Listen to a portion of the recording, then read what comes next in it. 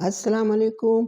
आज मैं आपको पत्तों की खाद बनाने का एक बहुत ही आसान तरीका बताऊंगी। जैसे ही सर्दी का मौसम शुरू होता है, हमारे काफ़ी सारे पौधों के पत्ते सर्द मौसम होने की वजह से झड़ने लगते हैं।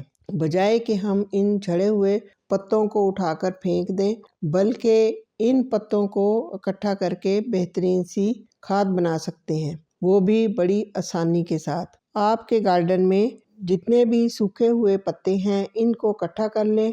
पत्तों की खाद बनाने के लिए आप डिब्बा, टब या बोरी का इस्तेमाल कर सकते हैं। जो चीज़ आपके पास मौजूद हो उसमें आप पत्तों की खाद बना सकते हैं।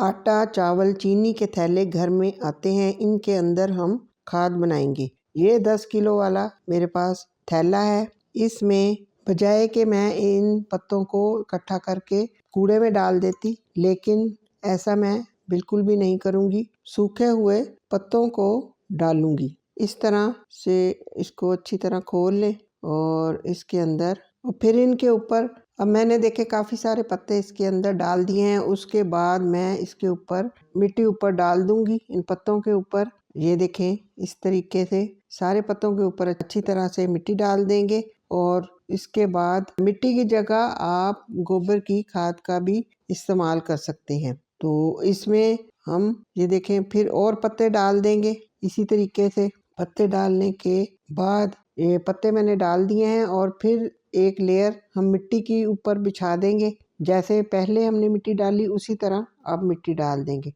और इसके बाद फिर हम एंड पे फिर ज़्यादा सारे पत्ते इसके अंदर डाल देंगे। एक तय पत्तों की और दूसरी तय हम मिट्टी की लगाते जाएंगे। इसी तरह से सारी बोरी को हम भर लेंगे। उसके बाद एंड पे देखें, मैं अब पत्ते डाल दूंगी। ज़्यादा सारे पत्ते डालने के बाद आखिर में मैं ये सारे पत्ते इसके अंदर डाल दूंगी। अच्छी तरह से फैला देंगे पत्तों को और फिर इसके ऊपर हम डालेंगे दही की बनी हुई लस्सी। दही की लस्सी जो है वो इसको जल्दी तैयार होने में बहुत मदद करेगी। पत्तों की खाद तैयार होने में ये बहुत ज़्यादा मदद करेगी। ये देखें, मेरे पास दही की बनी हुई लस्सी है, तो इसको मैं इन पत्तों के ऊपर अच्छी तरह से डाल दूंगी। डालने के बाद फिर हम पानी का छिड़काव करेंगे। पानी अच्छी तरह से डालेंगे, फिर इसको बोरी को अच्छी तरह से ऊपर से बांध देंगे। ये मैंने अच्छी तरह से इसको बांध दिया है। कोई वजनी चीज़ रखेंगे तो मैं ये एक ईंट इसके ऊपर रख दूंगी।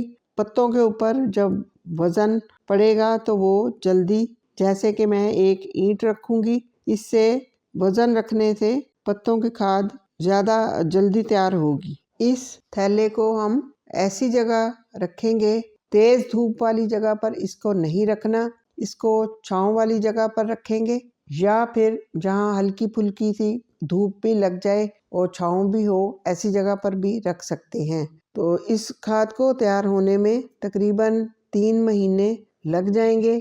अगर खाद आपने बिल्कुल मिट्टी जैसी तैयार करनी है तो फिर उसको टाइम ज़्यादा लगेगा, जैसे कि 8 से 10 महीने में तैयार हो जाएगी। लेकिन पत्तों की खाद 3 महीने के अंदर भी तैयार हो जाती है।